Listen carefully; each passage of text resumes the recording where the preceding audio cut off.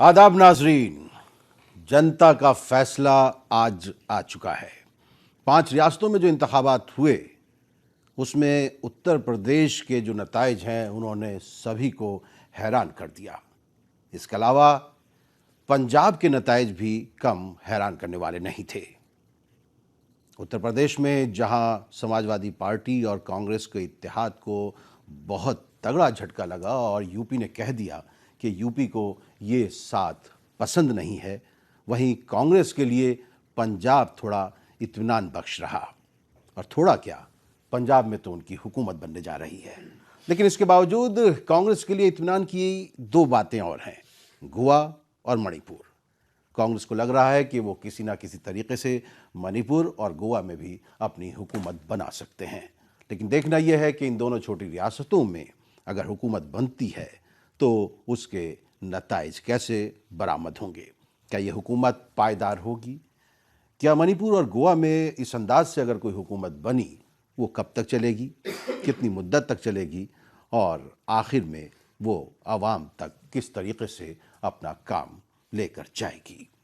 लेकिन हैरान कुन बात उत्तर प्रदेश में जहां सभी पार्टियां ये दावा कर रही थीं कि वो बहुत ज़्यादा कामयाब होंगी और लगभग तीनों जो बड़ी पार्टियां हैं, अगर कहा जाए कांग्रेस, समाजवादी पार्टी इत्तेहाद, बहुजन समाज पार्टी और बीजेपी, तीनों ने यही दावा किया था कि 300 सीटें ला रहे हैं। लेकिन कमाल तो तब हुआ जब आज नतीजे बरामद हुए और बीजेपी ने 300 का जो निशाना था उसको भी पार किया और 325 तक पहुंच गए। ये बहुत बड़ी कामयाबी कही जा रही है। लेकिन जब हम इस कामयाबी को देखते हैं तो फिर हमें ये सोचना पड़ता है कि आखिर इस कामयाबी की असल वजह क्या है। क्या 5वें, 6ठे और 7वें दौर में वज़ीर-ए-आज़म नरेंद्र मोदी ने जिस अंदाज से बहुत अपने आप को बहुत गहराई के साथ वो लेकर गए और उन्होंने जिस तेज़ रफ्तारी के साथ और जिस तनदही के साथ, जिस लगन के साथ, जिस जोश के साथ, जिस खरोश के साथ, जिस वलवले के साथ, जिस हौसले के साथ, जिस हिम्मत के साथ वहाँ पर अपना किया मुहिम की, तो ऐसा लगा कि यकीनन आखिरी 3 दौर जो हैं उनके लिए बहुत अहम थे और बीजेपी को कहीं ना कहीं इस बात का एहसास था कि इन 3 दौर में अगर और मेहनत कर ली जाए तो बहुत अच्छा मामला हो सकता है। तो आइए आज के इन नताइज पर आपसे गुफ्तगू करने के लिए, और इनके जो नताइज हमको ये भी गौर करना है कि आखिर इन तमाम रियासतों में जो हुकूमतें बनने जा रही हैं उनकी तरजीहात क्या होगी। हमें ये भी गौर करना है कि आखिर उत्तर प्रदेश में क्या हुआ, क्या ऐसा हो गया कि जिससे बीजेपी को इतनी बड़ी जीत मिली। हमको ये भी गौर करना है कि बहुजन समाज पार्टी के वोट आखिर कहाँ चले गए। आज बहन जी बहुजन समाज पार्टी की जो रहनुमा हैं मायावती जी, उन्होंने ये दावा भी किया कि कहीं ना कहीं ईवीएम के साथ कुछ ना कुछ ऐसा मामला है। लेकिन देखना यह है कि अखिलेश यादव ने भी उस दावे को थोड़ा सा अपनी तरफ से हिमायत करने की कोशिश की, लेकिन सभी ने अपनी हार को जो है कबूल कर लिया है। तो आइए इसी पर बहस करेंगे और हमारे पास बहुत वक्त है और हम चाहेंगे कि हमारे जितने भी यहाँ पर पैनलिस्ट मौजूद हैं वो इत्मीनान के साथ इस पर बहस करें और कोई अच्छी चीज़ों को आगे लेकर आएँ, क्योंकि अब नतीजे आ चुके हैं, अब दांव पर कुछ ज़्यादा नहीं लगा हुआ है। तो आइए मैं आपका तारुफ करा दूँ। मेरे साथ स्टूडियो में जो लोग मौजूद हैं मैं उनसे आपका तारुफ करा दूँ। मेरे साथ मौजूद है बहुजन समाज पार्टी से नईम अब्बास साहब, आपका खैर मकदम है। इसके अलावा मेरे साथ मौजूद हैं कांग्रेस के कौमी तर्जुमान सुलेमान मोहम्मद खान साहब, और मेरे साथ स्टूडियो में डॉक्टर सुब्रो कमल दत्ता साहब, सियासी तज्ज़िया निगार, पॉलिटिकल एनालिस्ट हैं, और हमारे साथ जुड़ रही हैं बीजेपी की कौमी तर्जुमान अनिला सिंह जी। अनिला जी, मैंने सोचा था अगर आप स्टूडियो आएंगी तो मैं आपसे मिठाई खाऊंगा, लेकिन आप स्टूडियो में नहीं हैं। आज तो आपने बहुत मिठाई खाई होगी, और कैसा महसूस कर रही हैं इस वक्त?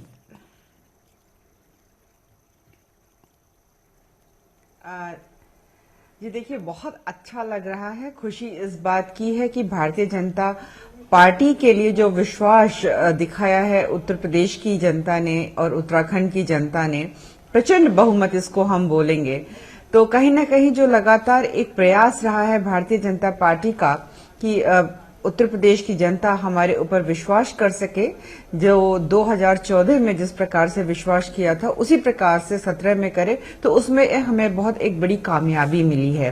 और जो वायदे भारतीय जनता पार्टी ने किए हैं इस प्रदेश की जनता से, अब उनको बखूबी निभाने का समय आ गया है और ऊपर वाले की दुआ रही तो बहुत अच्छे से हम निभाएंगे भी।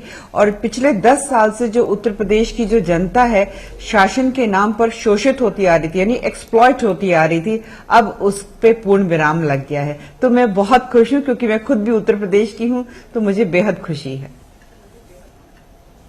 हम आपसे अभी आगे चल के बात करेंगे कि आपकी पार्टी की तरजीहात क्या होंगी, प्राथमिकता क्या होगी, प्रायोरिटीज क्या होंगी, उस पर हम बात करेंगे। डॉक्टर सूर्य कुमार कमल दत्ता साहब, इससे पहले कि हम बाकी पैनलिस्ट तक जाएं, मैं आपसे ये मालूम करना चाहता हूं कि ये आखिर ऐसा क्या हुआ उत्तर प्रदेश में। वैसे तो हम पांचों रियासतों पर बात करेंगे, लेकिन उत्तर प्रदेश में ऐसा क्या हुआ कि ये जो अखिलेश को बहुत बुरी तरीके से हार मिल गई, बहुजन समाज पार्टी खुद हैरान है, कांग्रेस भी हैरान है, पहले से कम हो गए हैं, तो क्या हुआ है वहाँ पर ऐसा?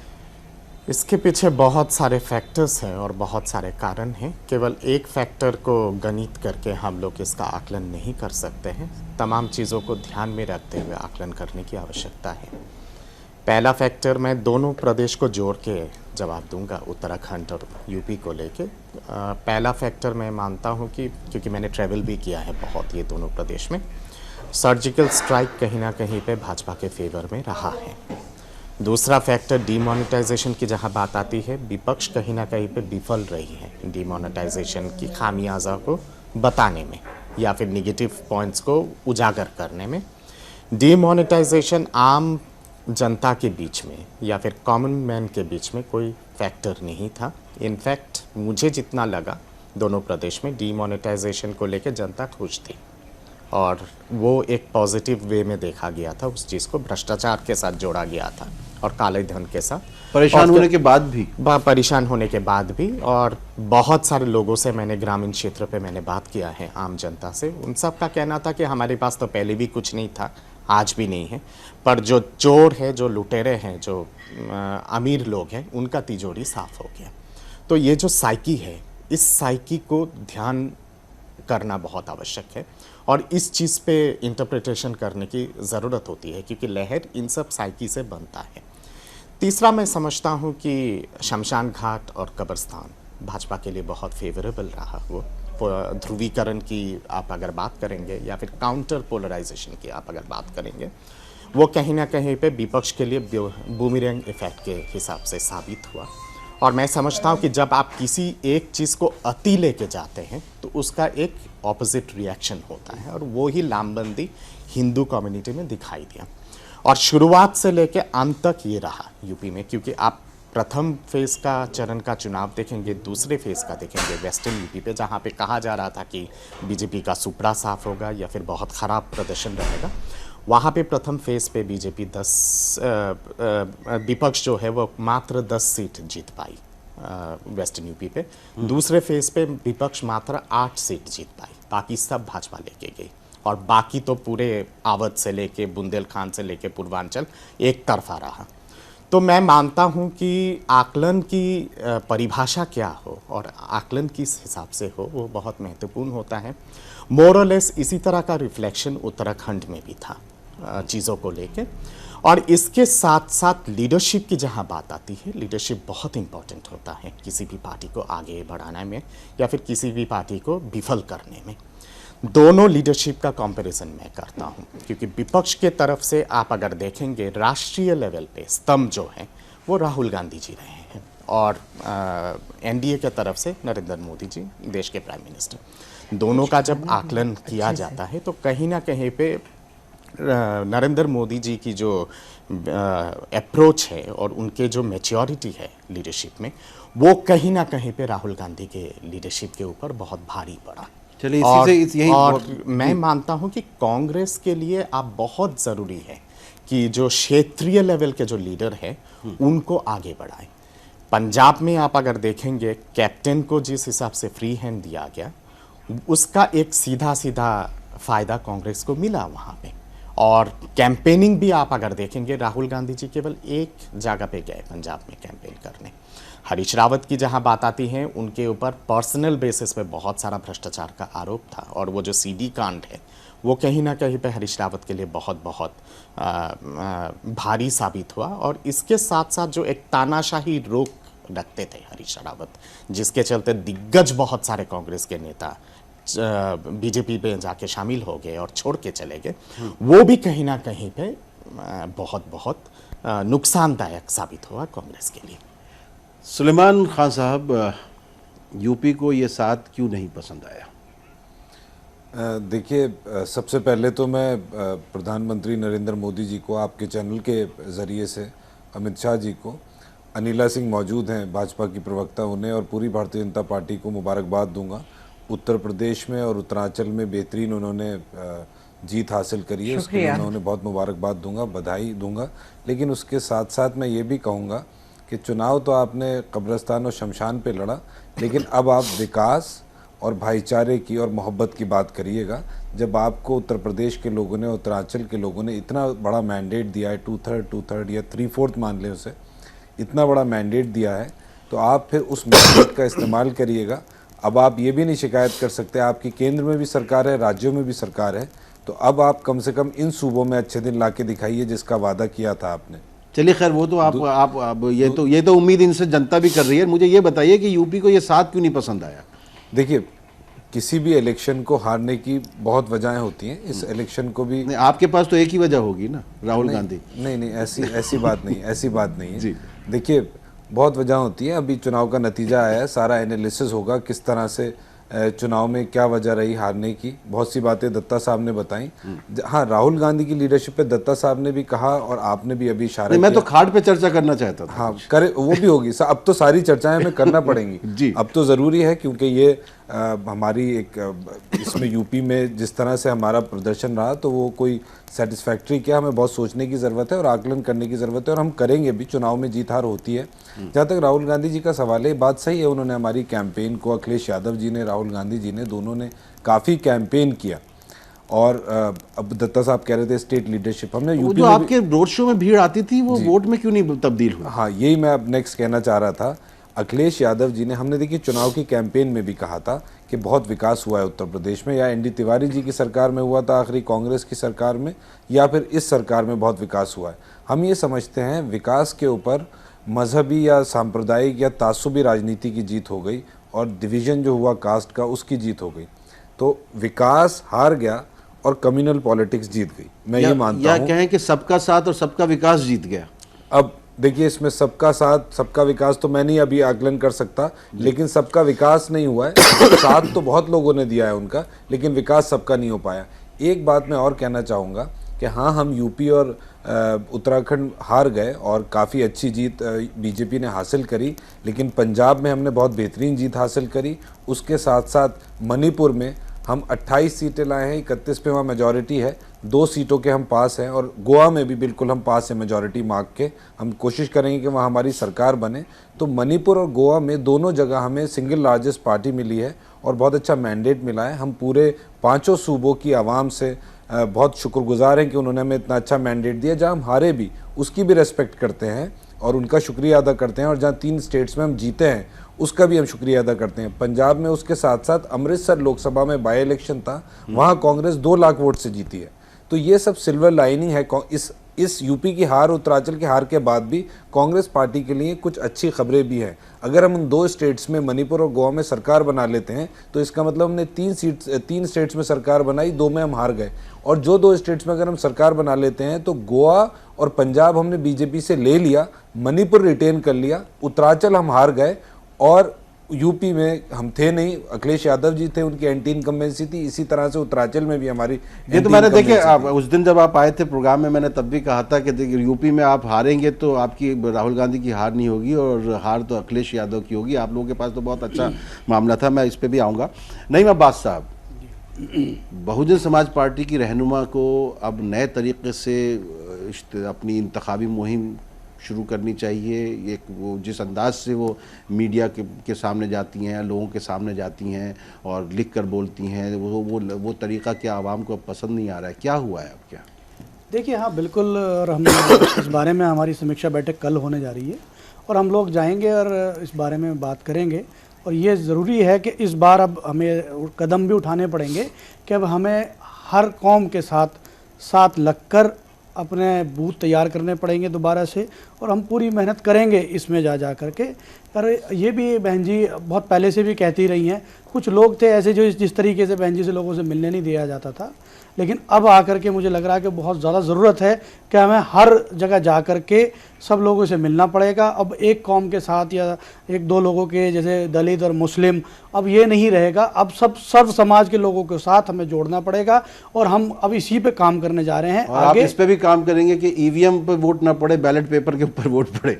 देखिए, वो आपको मैं बताऊं, बहन जी जो बोलती हैं बहुत ठोस सबूत के साथ बोलती है, और उन्होंने बोला है किसी चीज़ पे उस पर क्वेश्चन उठाया है तो उसमें ज़रूर लाजमी है कुछ ना कुछ कमी ज़रूर रही होगी। और हमारी जो मांग है वो मांग कोई नाजायज़ नहीं है। अगर देखिए कोई इसमें दिक्कत नहीं है, चुनाव आयोग से भी हम गुजारिश करेंगे कि चुनाव आयोग अगर इस काम को कर देता है तो दूध का दूध पानी का पानी करने में कोई प्रॉब्लम नहीं है।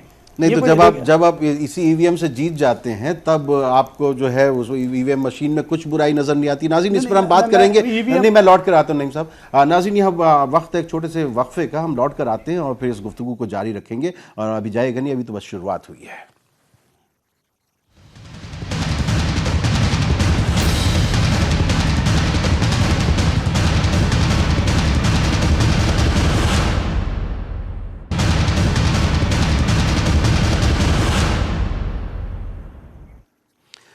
इस इलेक्शन स्पेशल में आपका एक बार फिर खैर मकदम है। नाज़रीन, इस वक्त हम गुफ्तगू कर रहे हैं आज 5 रियासतों के जो नताइज आए हैं उसको लेकर, और हमारी ख़ास नज़र है उत्तर प्रदेश, पंजाब और उत्तराखंड पर।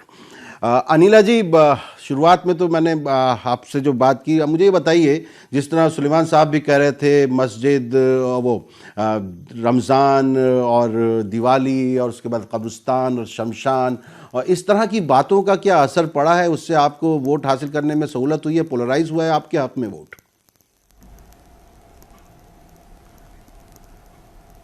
नहीं, देखिए, मैं हमेशा से एक बात कहती हूँ कि कोई एक आम हिंदुस्तानी हो, किसी भी धर्म का हो, किसी भी जाति का हो, उसकी बहुत बुनियादी जरूरतें होती हैं।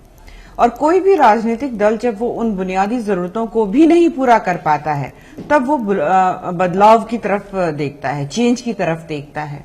तो पिछले 10 साल से जिस प्रकार से बीएसपी और समाजवादी पार्टी पूरे उत्तर प्रदेश का एक्सप्लॉयटेशन कर रही थी, और जहां तक विकास का मसला आता था तो केवल मेट्रो का नाम लिया जाता था और एक एक्सप्रेसवे का नाम लिया जाता था।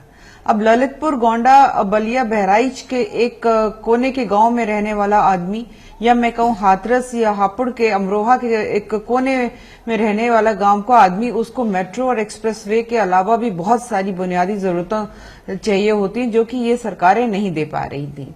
तो इस बार जो वोट हुआ है वो वोट हुआ है फॉर चेंज, और परिवर्तन के लिए और अच्छे के लिए। इसलिए प्रदेश की जनता ने भारतीय जनता पार्टी को वोट किया है।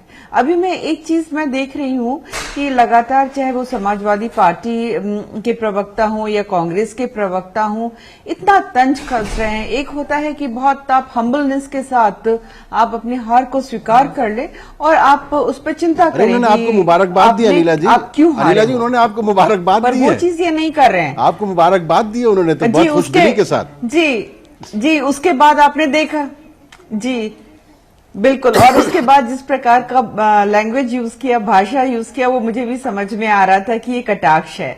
एक चीज आपको बताऊं, आज सुबह से, क्योंकि मैं सुबह से चैनल्स पे हूं, तो जब काउंटिंग शुरू हुई उससे पहले मैं एक नेशनल चैनल पे बैठी हुई थी और समाजवादी पार्टी के एक प्रवक्ता थे, उन्होंने ये कहा कि देखिए अभी 1 घंटे में नतीजे आ जाएंगे, उसके बाद अनिला सिंह जी को ना तो मुंह दिखाने के लिए जगह रहेगी, ना कोई काम रहेगा, अपने टीवी चैनल पे इनको एंकर की नौकरी दे दीजिएगा। तो इस प्रकार की मानसिकता और भाषा का प्रयोग जो है समाजवादी पार्टी ये तो इस तरह की अगर किसी ने बात की है तो उस चैनल को वहां पे मना कर देना चाहिए था। ये अच्छी बात है। ये इस तरह की अगर किसी ने बात की है तो उस चैनल को मना कर देना चाहिए। उन्होंने कहा वो तहजीब नजर नहीं आएगी। जी बिल्कुल, उन्होंने यही टोका।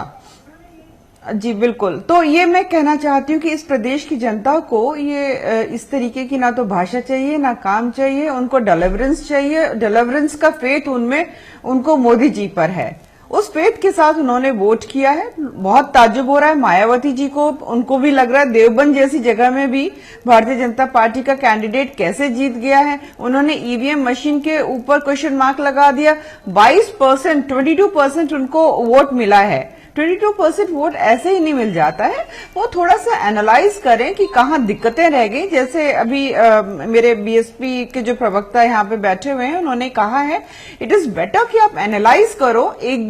आप इलेक्शन कमीशन पे क्वेश्चन मार्क लगा दो, बीजेपी पे क्वेश्चन मार्क लगा दो, उत्तर प्रदेश की जनता के ऊपर जैसे अखिलेश यादव जी ने क्वेश्चन मार्क लगा दिया। आपने देखा कि उन्होंने अपने पीसी में क्या क्या कहा।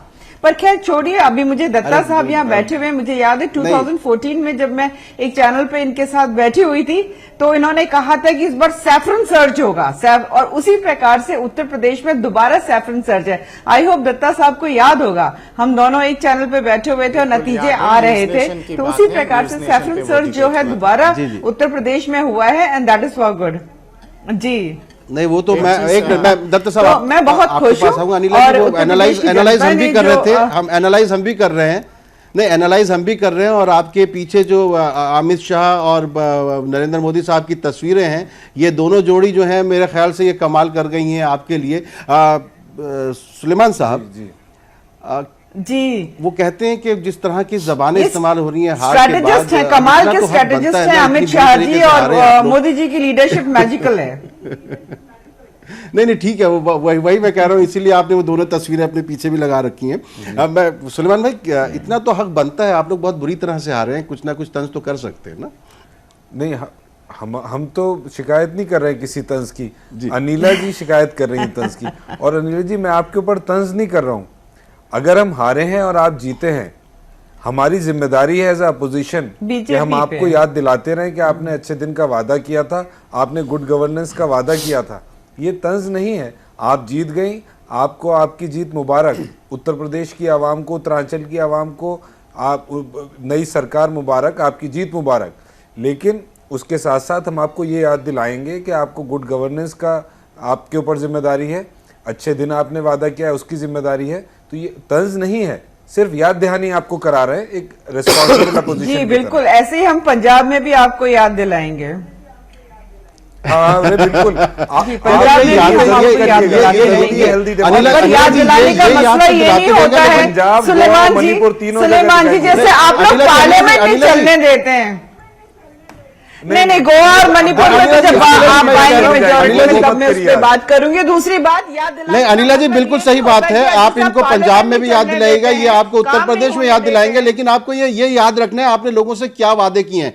नहीं मैं बात साहब, मुझे ये बताइए कि बीएसपी के बारे में किसी भी एग्जिट पोल ने इस तरीके से नहीं सोचा था जिस तरह आपके नतीजे बरामद हुए हैं। तो क्या बीजेपी छोड़ के जो लोग गए, जैसे स्वामी प्रसाद मौर्य हैं, दूसरे भी बहन जी के बहुत सारे साथी जो जिस तरीके से निकल गए, किस वजह से गए, और क्या ये इसके पीछे ये भी चीज़ें नहीं रही हैं? नहीं देखिए, वो जो भी वजह रही हैं, अब तो जो है नतीजे आपके सामने हैं। हम बिल्कुल आपको मुबारकबाद देते हैं अनिला जी, और आपसे सिर्फ ये उम्मीद रखना चाहते हैं कि आज की डेट से, कल से आप क्या चीफ मिनिस्टर होगा उत्तर प्रदेश में, हम तो ये कहेंगे कि जो सर्व समाज के जो लोग हैं वो सिर्फ अपने घर में रहें, हिंदू मुस्लिम सिख ईसाई, लेकिन जैसे घर से बाहर निकलें तो वो सिर्फ हिंदुस्तानी की तरह निकलें, और एक दूसरे के साथ सिर्फ हिंदुस्तान की आवाम की तरह बिल्कुल उनके साथ सलूक होना चाहिए, और किसी तरीके का भेदभाव नहीं होना चाहिए। हमें आपसे यही उम्मीद है, और आपकी सरकार से यही उम्मीद है कि जो आपने वादे किए हैं, जिस तरीके से सुलेमान भाई ने कहे, वो वादे पूरे होने चाहिए। और जिस तरीके से देखिए हुआ है कि 20% लोगों को एक तरीके से इग्नोर किया गया, ये इग्नोर भी इस बार नहीं होना चाहिए। आपको प्रचंड बहुमत दिया गया है पूरी तरीके से, उत्तर प्रदेश में भी दिया गया है और आपको उत्तराखंड में भी दिया गया है। तो इन 20% लोगों का आप ख्याल रखें, किसी तरीके का कोई उनके साथ परेशानी ना हो, और सर्व समाज के साथ एक सा व्यवहार होना चाहिए। हम आपसे ये उम्मीद रखते हैं। दत्ता साहब, बात हो रही है नहीं, मैं आपको याद दिला दूं, नहीं, मैं एक चीज यहाँ पे जोड़ना चाहूंगी कि भारतीय जनता पार्टी जो है justice for all appeasement to none, ये पॉलिसी पे काम करती है। और जो फियर साइकोसिस बीएसपी, एसपी और कांग्रेस जैसे पार्टीज ने उत्तर प्रदेश में डेवलप करा दिया था, भाजपा को एक हवा बना दिया था माइनॉरिटीज के दिमाग में कि अरे हमको वोट करो नहीं तो भाजपा आ जाएगी, हमको वोट करो नहीं तो भाजपा आ जाएगी। आप लोगों ने कहीं ना कहीं मैं कहूंगी कि एक नुकसान किया है यहाँ पे हमारे मुस्लिम भाइयों का, ये फियर साइकोसिस डेवलप करवा के, और उनको लगने लगा था कि अगर तो ये तो आपकी पार्टी की जिम्मेदारी बनती है अनिला जी, अब तो ये आपकी पार्टी की जिम्मेदारी बनती है कि अगर इस तरह का खौफ कहीं पर पैदा किया गया है तो उसको दूर किया जाए। अब आपके हाथ में है सारी चीजें, अब सेंटर आपके हाथ में है, प्रदेश आपके हाथ में है। अब हमारे हाथ में जी, है। जी, दत्ता साहब इसमें शामिल होना चाहते हैं। जी, अनिला जी, हमारे हाथ में है। अब उत्तर प्रदेश अनिला का जी, जो मुसलमान भाई है उसकी, नहीं, मैं एक चीज कंप्लीट कर दूं, अनिला जी, दत्ता साहब मैं एक चीज कंप्लीट कर दूं, फिर आप बोलिएगा। आपने कहा ना कि दत्ता साहब एक second, just give me 10 seconds, मैं एक बात कंप्लीट कर दूं।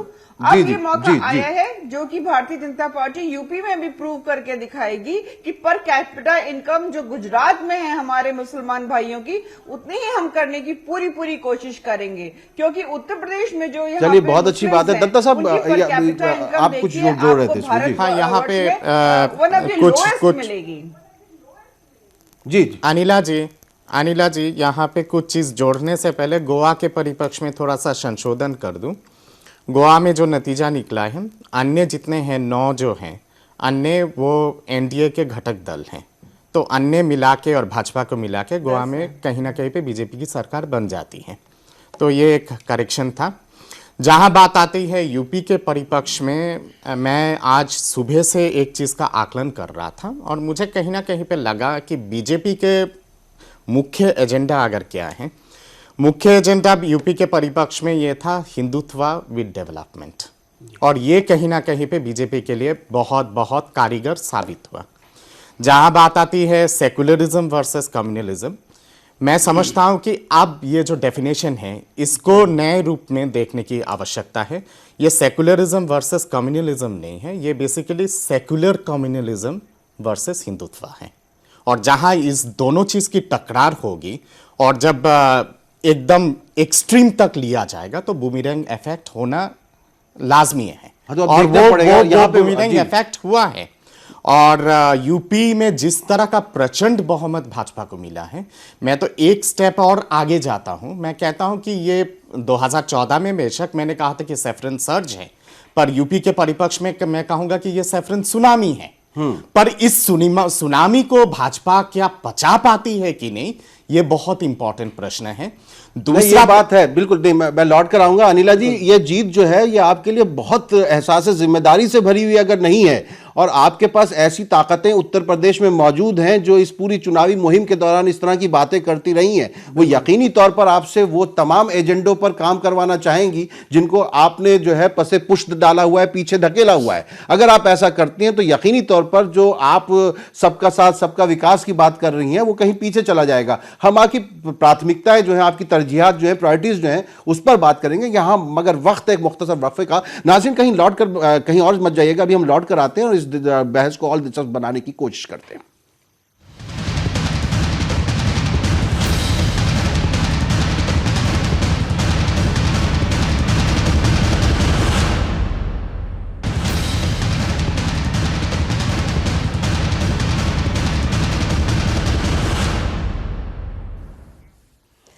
इस रात के इस इलेक्शन स्पेशल खास में आप सबका खैर मकदम है एक बार फिर। और आज हम बात कर रहे हैं 5 रियासतों के नताइज को लेकर, और दिन भर जो बहस हुई है उससे थोड़ा सा अलग, ऐसी बहस जिसमें कुछ संजीदा बातें बाहर निकल कर आएँ।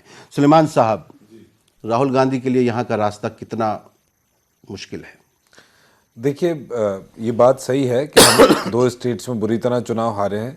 राहुल गांधी जी हमारे वाइस प्रेसिडेंट। देखिए, मैं आपसे कहूंगा आप गोवा और मणिपुर को भी जीता हुआ मत मानिए, जिस पोजीशन में आप है उसमें बीजेपी भी है। अच्छा चलिए, मैं आपसे सिर्फ इतना कहना चाहता हूँ, गोवा में 31 पे मेजोरिटी है। हाँ। हमारे पास 28 अपने हैं, एक ममता बनर्जी। आपको उधार की मेजोरिटी चाहिए। पंजाब में आप वाकई जीते हैं, आप उस पर खुश हो सकते हैं। पंजाब पर देखिए 28 है, 3 MLA हमें चाहिए, एक ममता बनर्जी जी का है। अच्छा चलिए, हम कह रहे हैं वहां हमारी सरकार नहीं बन रही है, लेकिन हमारी सिंगल लार्जेस्ट पार्टी है सिंगल लार्जेस्ट पार्टी है गोवा में भी और मणिपुर में भी, और मेजॉरिटी मार्क्स से बहुत ही पास हैं। 3 या 4 एमएलए दोनों स्टेट्स में चाहिए हमें, उसे आप मत मानिए, लेकिन सिंगल लार्जेस्ट पार्टी है। हाँ, यूपी और उत्तरांचल की जहाँ तक बात करें और कांग्रेस पार्टी के मुस्तकबिल की आप बात करें, तो ये बात बिल्कुल आपकी सही है कि कांग्रेस पार्टी को एक बार फिर ड्राइंग बोर्ड पे बैठना है, इंट्रोस्पेक्शन करना है कि कहाँ गलत रहे, कहाँ पर हमारी जो इलेक्शन स्ट्रैटेजी थी वो कहाँ कमी रही, और सारी नहीं, ये तो आप leadership हमेशा इसको- करते हैं, ये तो इसको- इंट्रोस्पेक्शन आपके इसको हमेशा करेंगे। होता है, लेकिन लीडरशिप की कभी गलती नहीं निकलती है, मुश्किल ये है। देखिए मैं आपको एक बात बताऊं, राहुल गांधी जी यहाँ आपके हम- पास प्रशांत हमेशा- किशोर हैं, जो उनको आप देखिए, एस्केपगोट बना देंगे आराम नहीं, से। प्रशांत किशोर हमारे सिर्फ कंसल्टेंट थे या जी, स्ट्रैटेजिस्ट थे, बन गए वो। अभी तक हमने नहीं कहा है, अभी तक हमने किसी लीडर ने हमारे ये नहीं कहा है। रणदीप सुरजेवाला जी हमारे चेयरमैन है कम्युनिकेशन डिपार्टमेंट के, उन्होंने भी ऐसा कोई बात नहीं कही है। प्रशांत किशोर का तो जिक्र ही नहीं है। हाँ, ये बात मैं जरूर मानता हूं कि आप लीडरशिप की जहां तक बात कर रहे हैं, राहुल गांधी जी हमेशा कहते हैं कि जब जीत होती है तो सारे काडर की, सारे कार्यकर्ताओं की जो आखिरी कोने तक है ग्राउंड पे, उसकी जीत है, और अगर हार होगी तो मैं उस हार का आकलन करूंगा और देखूंगा कहाँ गलती हुई। और यही बात हम कहते हैं आपसे कि हम देखेंगे कि कैसे कहाँ पर हम गलत हो गए, क्योंकि ये चुनाव हमने बहुत कोशिश से लड़ा था, ये इंपॉर्टेंट चुनाव था, अलायंस भी किया था, लेकिन भाई हमने जैसे पहले भी कहा कि डेवलपमेंट के एजेंडा की डिफीट हो गई कम्युनल पॉलिटिक्स से। अरे आप खुद अपने वजीर आला को लेके जाते हैं दिल्ली से उधार में, उसके बाद उनको जो है आप हटा देते हैं, उसके बाद आप अखिलेश के साथ खड़े हो जाते देखिए, हैं। आपके डेवलपमेंट, आपकी स्ट्रेटजी में कहीं ना कहीं कमी है। देखिए, वो एक चेंज हुआ स्ट्रैटेजी में, वो तो हमने पूरे चुनाव आपको जवाब दिया, तहसील में पूरे चुनाव हमने वो आपको जवाब दिया। नहीं, अब तो आवाम ने जवाब दे दिया ना, मुश्किल ये है, आवाम ने जवाब दे दिया। नहीं बात साहब, आवाम ने मुझे जवाब साफ दिया, सी बात उसका हम बताइए। जी सराखों बिल्कुल पे बिल्कुल, रखते हैं। नहीं बात साहब, मुझे साफ सी बात बताइए, आपकी जो रहनुमा हैं मोहतरमा मायावती जी, उनके स्टाइल ऑफ वर्किंग में क्या तब्दीली नहीं आनी चाहिए? नहीं, आनी चाहिए, बिल्कुल मैं कहता हूँ बिल्कुल आनी चाहिए, और हम लोग कोशिश भी करेंगे इस बार पूरी तरीके से। और देखिए, बिना चेंज आए हुए कुछ आप बदल नहीं पाएंगे, तो चेंज तो ज़रूर आना चाहिए, और चेंज आने जा रहा है। मैं आपको बता रहा हूँ 2019 में हम लोग बहुत बड़ा चेंज करने जा रहे हैं, और आप देखेंगे हम अभी से अपनी पार्टी के लिए काम करना शुरू कर देंगे, और जगह जगह जा कर के अपनी पार्टी की जितनी भी उपलब्धियां हैं वो गिनवाएंगे, और जो कमियां हैं हमारे अंदर हम उसकी पूर्ति करने की कोशिश करेंगे आवाम के साथ लग कर के। और इस बार हम आपको दिखाएंगे 2019 में जो हमारी बहुजन समाज पार्टी की जो एमपी के चुनाव होने जा रहे हैं, उसमें हम लोग बहुत कुछ अचीव करने जाएंगे। आप इस नतीजे के साथ आपको लग रहा है कि अब आप अपने कैडर को रोक पाएंगे? नौजवान आपसे हाँ, छिटक नहीं जाएगा? अब आप सत्ता में नहीं है, पिछले आपको ये 5 साल हो गए आप दूर हैं उससे, और इसके बाद आप फिर हुकूमत में नहीं रहेंगे, तो क्या आपको लगता है आपके पास वो नौजवान रुकेगा? नहीं, क्यों नहीं रुकेगा सर? देखिए, ऐसा कुछ भी नहीं है, वो रुकेगा। और गिरते हैं शहसवार ही मैदान जंग में, वो क्या तिफ लड़े हैं जो घुटनों के बल चले। आप तो बार-बार गिर रहे हैं ना। नहीं, हम तो गिर रहे हैं। अरे ये तो गिरना, उठना भी तो पड़ेगा ना। देखिए, आपको उठना भी तो पड़ेगा, और हम उठ के दिखाएंगे, और बिल्कुल पूरी मेहनत के साथ, पूरी लगन के साथ अब प्रदेश में अपना जा करके अपना एक वर्कर को चलिए ये ढूंढ बता करके दिए, काम यहाँ से करेंगे। यहाँ आप हमारे नाज़रीन को बता दीजिए कि बहुजन समाज पार्टी, समाजवादी पार्टी, कांग्रेस और मुख्तलिफ जितनी भी अपने आप को सेकुलर कहने वाली जमातें हैं, जो मुसलमानों को ये डर दिखाती रही थी कि बीजेपी आ जाएगी, अब सब एक हो जाएंगी बीजेपी के खिलाफ? नहीं, ऐसा कुछ भी नहीं होने जा रहा, और ना ऐसा इस तरीके से कोई काम करने जा रहा। देखिए, तो खुद पता लग जाना है अभी 3 साल में लोगों ने आपने जो मुसलमानों को इतने सारे टिकट दिए, उससे हिंदू वोट इकट्ठा तो नहीं हो गया? नहीं, देखिए वो तो हुआ है, वो तो जो ध्रुवीकरण की कोशिश हुई है, 20% को एक तरफ वन साइड करके 5 और राज्यों में एक भी टिकट ना दे करके, ये तो शुरू से ही शुरुआत कर दी थी बीजेपी ने कि किस तरीके से मुसलमानों को वन साइड कर दिया। उन्होंने तो किसी को नहीं टिकट दिया। उन्होंने कहा जब आप लोगों ने दे दिया, समाजवादी ने उन्होंने किसी को टिकट दिया ही नहीं। ध्रुवीकरण की कोशिश अगर कहीं से करी जा रही है तो देखो 80% शुरुआत तो आपने किया ना, इतने सारे मुसलमानों को हमने तो टिकट दे दिया। दिया, और उस जगह टिकट दिया जहां से एसपी ने मुसलमानों को टिकट दे रखा था। आपके बहुत सारे उम्मीदवार तो सिर्फ इस वजह से हार गए क्योंकि आपने वहां पे समाजवादी पार्टी के खिलाफ मुसलमान उम्मीदवार खड़ा कर दिया था। तहसीन भाई, मैं आपको बताऊं, बहन जी ने हमेशा एक नारा दिया है, जिसकी जितनी संख्या भारी उसकी उतनी हिस्सेदारी। उस अकॉर्डिंग के हिसाब से बहन जी ने टिकट का बंटवारा किया, और वो बिल्कुल सही था और बहुत अच्छा था। लेकिन ठीक है, अब यहाँ से आप एहतसाब करेंगे, सुलेमान साहब भी एहतसाब करेंगे। बिल्कुल, अनिला जी, आप मौजूद हैं? अनिला जी, मैं आपसे पूछना चाहता हूं कि यहां से आपकी पार्टी की तरजीहात क्या होंगी? राम मंदिर, शमशान, कब्रिस्तान, रमजान, दिवाली, इसमें से क्या पसंद करेगी आपकी पार्टी? ऐसा है, हमारा संकल्प पत्र आप पढ़ लीजिए, आपको अंदाजा हो जाएगा कि हम किस प्रकार की गवर्नेंस जो है उत्तर प्रदेश में, उत्तराखंड में देने वाले हैं। तो मुझे यहाँ पर बताने की आवश्यकता नहीं है। जिसने हमारा संकल्प पत्र पढ़ा हुआ है उसको पता है कि भारतीय जनता पार्टी क्या करेगी और क्या नहीं करेगी। तो यहाँ आपकी पर पहली जो ये कैबिनेट जरूर होगी है उसमें कि हम किसानों तुष्टीकरण के लिए तो आप राजनीति कर्ज नहीं माफी करते। फौरन करवा यानी देंगे। कि हम किसी 24 घंटे के बाद 24 घंटे में कर्ज माफी तो हो जाएगी किसानों की। देखिए ऐसा है कि जो हमारे चाहिए संकल्प पत्र मैं बोल लूं, सरकार हमारी बनने वाली है। तो मुझे बोलने थे जरा सा, ये जो कांग्रेस और बीएसपी नहीं, आज आपका दिन है, आज आपका दिन है। और दूसरी बात ये आपने कहा अभी की शमशान, मैं बोला नहीं, सुनिए अभी मैं बोलना नहीं चाह रही थी, आपने बोला है कब्रिस्तान और शमशान की बात। हाँ, समाजवादी पार्टी और ये समाजवादी पार्टी और बीएसपी की जो पार्टी है उन्होंने पार्शियल बिल्कुल रहे हैं। यहाँ मैं बजट भी अगर बता दूं किस प्रकार से स्पेंड हुआ है शमशान घाटों पे और कब्रिस्तान पे, ये आपको भी पता है। 4 टाइम्स कब्रिस्तान पे स्पेंड किया है समाजवादी पार्टी की सरकार ने। यही हाल बीएसपी का रहा है। तो देखिए यहाँ पे मैं बोलना नहीं चाह रही, पर ये सोशल एजेंडा है, इसका भी हम ख्याल रखेंगे। अभी हमारे जो बीएसपी के प्रवक्ता भाई हैं कि उन्होंने बताया कि बहन जी बोलती हैं कि जहां जिसकी जो भी संख्या भारी उतनी हिस्सेदारी।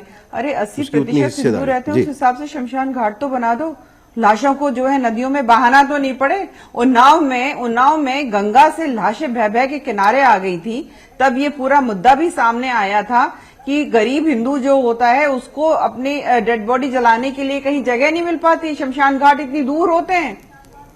तो हर हिंदू का ये अधिकार है ना कि उसका जो अंतिम संस्कार हो तो ये भी आपकी तरजीहात में शामिल रहेगा, प्राथमिकता में रहेगा। ये कोई भी हो जिसका नहीं, ये भी आपकी प्राथमिकता में रहेगा, तरजीहात में रहेगा। हर चीज रहेगी, उद्योग भी रहेंगे, नौकरी भी रहेंगी। मैं हाँ, आपको बता दो रही हूँ, हर चीज रहेगी। साक्षी महाराज जी ने कहा था कब्रिस्तान तो होना ही नहीं चाहिए, बोला है उस पर हम कायम रहेंगे। एक चीज तो आप कहीं एजेंडे से ना भटक जाएं, क्योंकि आपको बहुत गवर्नेंस देनी है। उत्तर प्रदेश में बहुत उम्मीदों के साथ जिताया है आपको। साहब ने बोला है नहीं, देखिए ऐसा है, यही बात होती है, तोड़ मरोड़ के मत करिए। साक्षी महाराज ने जो बात कही है उसको पूरे अंदाजे में कही है। उन्होंने कहा किसी के लिए भी नहीं होना चाहिए, तो केवल ये मत कहिए कि कब्रिस्तान के लिए उन्होंने ये बात कही है। ये गलत बात है, गलत बात है। आप लोग इस प्रकार की बातें आप लोग करते रहिए। समाजवादी पार्टी और बीएसपी ऐसी बातें करती रहे, कांग्रेस साथ में उनके लगकर ऐसी बात करती रहे। हमारे लिए रास्ते आप लोग बहुत आसान कर देते हैं। एमपी हैं, उनकी बात याद दिला रहा हूं आपको। उन्होंने कहा कि कब्रिस्तान तो हिंदुस्तान में होना ही नहीं चाहिए, उनका दाह संस्कार होना चाहिए। मैं भी आपको वही बात याद दिला रही हूँ कि उन्होंने कहा था नहीं होना चाहिए, दफनाया जाता है। जो दत्ता साहब इसमें आना चाहते हैं। अनिला जी, हम मान लेते हैं कि ये चुनाव के दौरान के जुमले होंगे। अनिला जी आगे ना दोहराए जाएं। अनिला जी एक चीज का जवाब मुझे आपसे चाहिए में झांक कर देखे, बीएसपी इनकी सुप्रीमो जो है खुलेआम ये कहती हैं कि मैं मुसलमान और दलित ये मिल जाएं तो हम सरकार बना लेंगे। नसीमुद्दीन सिद्दीकी साहब क्या कहते हैं कि बाकी लोगों को तो हम जूते मार के बाहर निकाल सकते हैं। ऐसी भाषा को तो ये लोग प्रयोग करते हैं जैसे कि ये बयान की कहीं नजर में तो नहीं आया। और हमारा तो सिर्फ एक नारा रहा, पढ़ लीजिएगा, सब समाज के सम्मान में बीएसपी मैदान में। लीजिएगा। लेकिन आप मुसलमानों के वोट के लिए आपसे दौड़-भाग कर रहे थे। अच्छा, दत्ता साहब कुछ पूछना चाहते हैं? एक चीज नहीं, अखिलेश यादव जी भी थे। एक चीज यहाँ पे नहीं पढ़ना चाहती। अनिला जी, दत्ता साहब कुछ कहना चाहते हैं। अनिला जी वायदे किए हुए हैं उस पे हम खरे उतरे। अनिला जी बोलिए। अनिला जी, हम यही उम्मीद अनिला जी आपसे एक सवाल पूछने से पहले मैं बसपा के परिपक्ष में एक बात कहना चाहता हूं। बसपा के ऊपर लगातार जो आरोप लगा है पैसा फेंको तमाशा देखो, वो जो नीति है ना, उस नीति से बसपा को बाहर आना पड़ेगा। और कहीं ना कहीं पे अगर ये आरोप भी है, सच्चाई अगर नहीं है, उस आरोप को धोना पड़ेगा बसपा को। ये कहीं ना कहीं पे सीधा सीधा भ्रष्टाचार, पर्सनल भ्रष्टाचार के साथ रिलेटेड होता है। और ये एक बहुत बड़ा कारण है जिसके चलते आपकी पार्टी की इतनी करारी हार हुई है। चलिए, जहां बात आती है अनिला जी के लिए, अनिला जी आपके प्रदेश अध्यक्ष ने कहा है कि अगर हम लोग सरकार पे आते हैं तो राम मंदिर बन के रहेगा।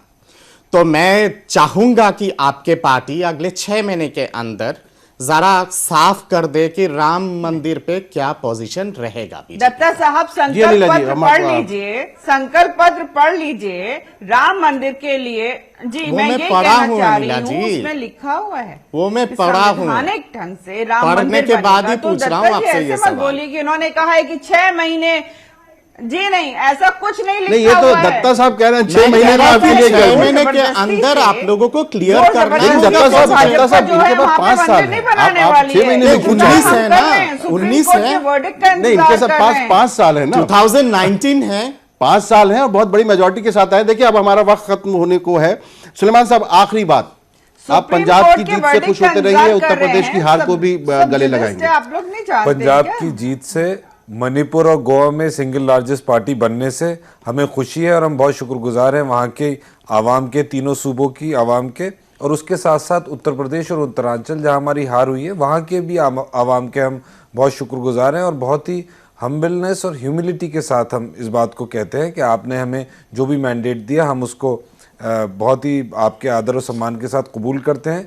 लेकिन हाँ, हमें वहाँ सोचने की ज़रूरत है और हमारा पूरा कैडर फिर से एकत्रित होकर हम जुझारू तरीके से इन सूबों में फिर से अपनी शक्ति बढ़ाएंगे और ऑर्गेनाइजेशन और मजबूत करेंगे और एक अच्छे विपक्ष का काम और जो करेंगे। साइकोफेंट और है राहुल जी के आसपास, अब देखिए वो तो आप एनालाइज करिए कौन सा उनका क्या होगा? वो तो दत्ता जी आप एनालाइज करिए। हमारा ये अच्छा। कहना है कि हमारी पार्टी की जी बिल्कुल पूरी सही, बिल्कुल सही, restructuring, बिल्कुल सही है। और मेरे ख्याल अच्छी से बनेगी। नईम अब्बास साहब, आप भी यही बात दोहराएंगे क्योंकि जी, आप भी बिल्कुल, उसी बिल्कुल। हालत में हैं। जी बिल्कुल बिल्कुल बिल्कुल। हमारा वक्त बच जाएगा। हम शुक्रगुजार हैं आवाम का पूरी जी। तरीके से, और हम कोशिश करेंगे कि आगे अच्छा कर सकें। दत्ता साहब, आपकी क्या दुआ क्या चाहते हैं इस नई सरकार से जो इन तमाम 5 रियासतों में आई है? और बहुत मुख्तसर बता दिए, वक्त कम है वापस। सुशासन, डेवलपमेंट, सबका साथ सबका विकास, जो हमारे देश के माननीय प्रधानमंत्री अक्सर कहते हैं, वो हकीकत में तब्दील अगर हो तो भारत का सही मायने में उद्धार और उत्थान होगा। जी अनिला जी, आखिरी बात मैं आपसे सुनना चाहूंगा और एक ऐसी उम्मीद जगाइए जिससे उत्तर प्रदेश की जो आवाम है, क्योंकि बहुत बड़ी जीत है आपकी, वो आज चैन के साथ सो सके, चाहे हिंदू हो, चाहे मुसलमान हो, चाहे किसी भी जात का हो, किसी भी बिरादरी का हो, वो इस चैन के साथ आज की रात बिताए कि अब एक ऐसी सरकार आ गई है जो हम सबका ख्याल रखेगी।